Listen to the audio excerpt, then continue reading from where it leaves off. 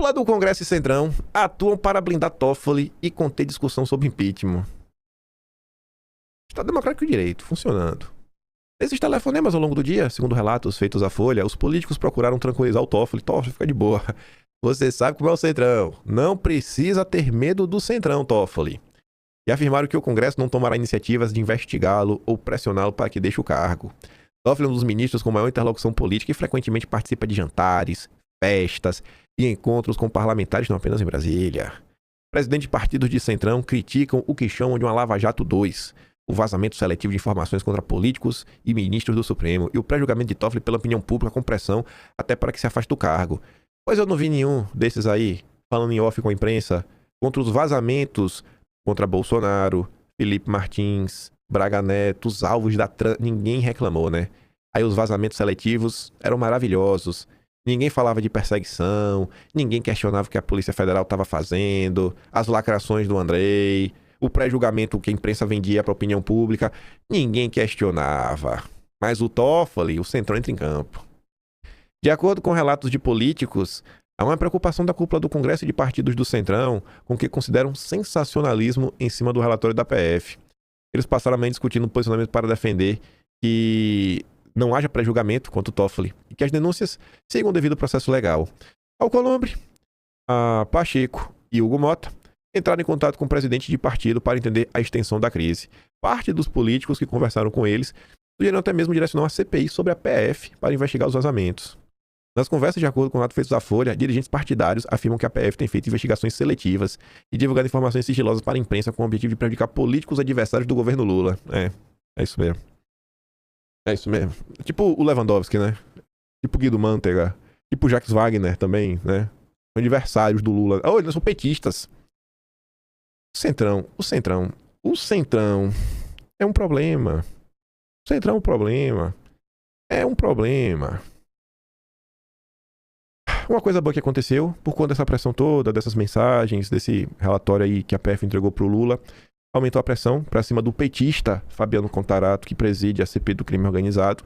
E segundo Caio Junqueira, a CPI do crime organizado vai pautar, né, já está previsto, para o dia 25, a apreciação de 47 requerimentos. Dentre eles, Covid, Moraes, Toffoli, irem lá na CPI, bem como seus irmãozinhos, a esposa de Dom Pedro III.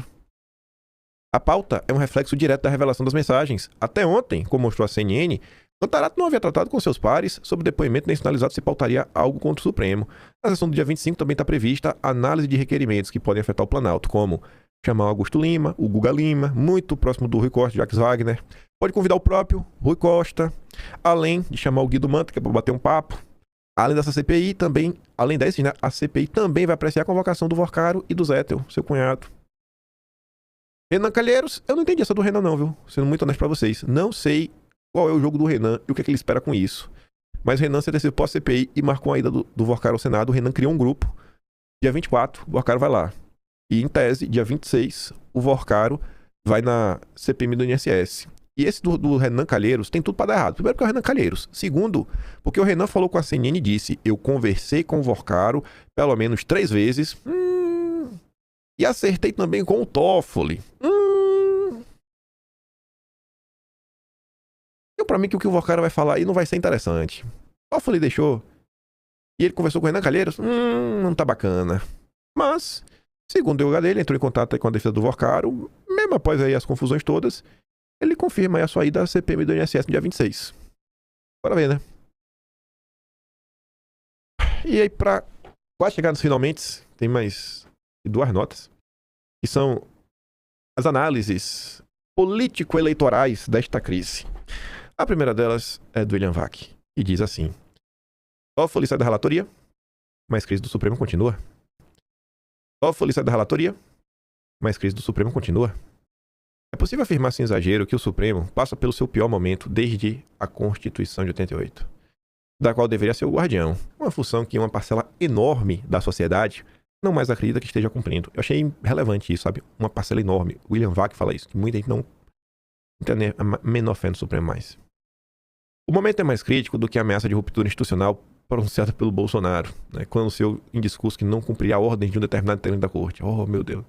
Ali realmente, né, era, que momento que o Brasil viveu naquele tempo, né? Meu Deus do céu. É mais crítico do que os momentos em que se cogitou um golpe. É muito crítico mesmo nessa época, né? O momento crítico pelo qual agora passa foi criado pela própria corte. Uma instituição transformada, em alguns momentos, em instância para a defesa dos interesses pessoais dos próprios ministros. Eles ajudaram a carregar o Supremo para o foco central de um escândalo de fraude bancária. E é, na verdade, um escândalo da compra de acesso político nos 3 poderes da República. Ao pedir afastamento do caso, no qual a APF disse que ele está envolvido, Toffoli apenas reconheceu aquilo que já dizia aos berros, que era inaceitável que prosseguisse como relator, dado o volume de evidências dando conta do conflito de interesses como magistrado. A crise não está superada, pois tem outro integrante da corte, o Dom Pedro III, com o nome ligado no Banco Master. O problema para o Supremo é que desta vez não é alvo de campanha de golpistas ou de gente descontente com suas decisões. A sua perda de credibilidade deu-se de maneira como a instituição se conduziu. O caminho para sair disso é longo e terá muita repercussão nas próximas eleições. A tempestade perfeita está sendo criada para a gente eleger Flávio Bolsonaro com a ampla bancada na Câmara e maioria no Senado. E aí a turma do Yoga dele, né, diz: caso Master periga ressuscitar a antipolítica às vésperas da eleição. Antipolítica, leia-se o sentimento antissistema. E quem você acha que se beneficia do sentimento antissistema? O PT? Centrão? Ou o bolsonarismo? Toffoli e setores do Congresso do TCU parecem empenhados em trazer de volta um velho monstro que desperta calafrios em muita gente na época das eleições: a antipolítica, o sentimento antissistema. Ao longo da quinta, a sensação em Brasília, centro do poder político, foi de um remake. O caso do Master teria virado espécie de Lava Jato 2, com o envolvimento de boa parte da República.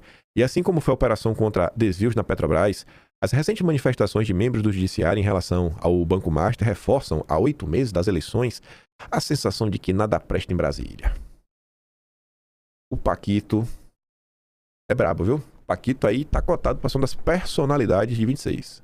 Homem do ano tem que ser um cara bom, né? Depende do resultado.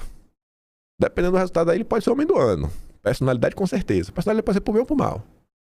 Esse é o Brasil. Isso é só um breve resumo. Teve mais coisas ontem também, envolvendo também o Banco Master. E um caso que eu queria falar pra vocês, que são lá do Jardim também, da Gafisa, que envolve o Master. E você sabe quem, né?